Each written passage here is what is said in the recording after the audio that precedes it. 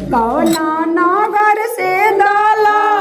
साजी चलेला रंग दुल्हारी कहवा में उड़े लागा रदवा भंवरवा रंग दुल्हारी कहवा में उड़े लागा रदवा भंवरवा रंग दुल्हारी बलिया नगर से दला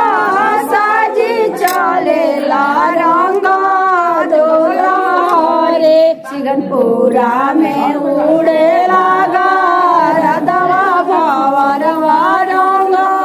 दुल्हारी सिगनपुरा में उड़े लागा रदवा भंवरवा रंग दुल्हारी निकल खैला बाबा काई चोरवला रंग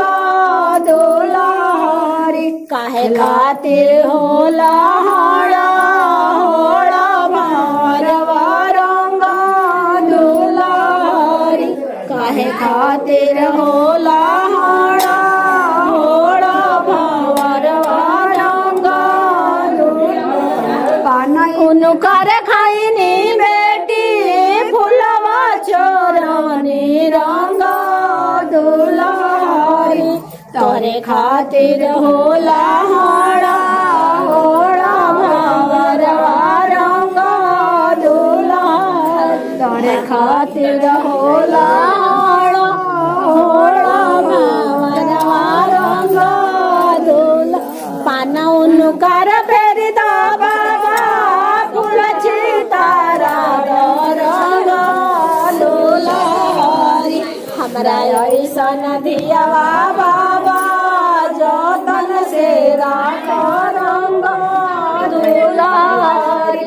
हमरा ऐसन दियावा बाबा जतन से राख रंग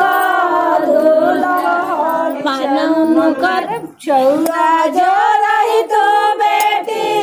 कोठिला चोरई ते रंग दुल्हारी हे ऐसन दियावा कहाँ चोराई भंवरवा रंग दुल्हारी हे ऐसन दियावा कहाँ चोराई भंवरवा रंग दुल्हारी जे रही तो बेटी पिजड़ा चोरई ते रंग दुल्हारी हे ऐसन दियावा कहाँ चोराई भंवरवा रंग दुल्हारी ऐसन दियावा कहाँ चोराई भंवरवा रंग दुल्हारी कपड़ा जो रही तो बेटे बक्सा में भरते रंग दुल्हारी हे ऐसन दियावा कहाँ चोरा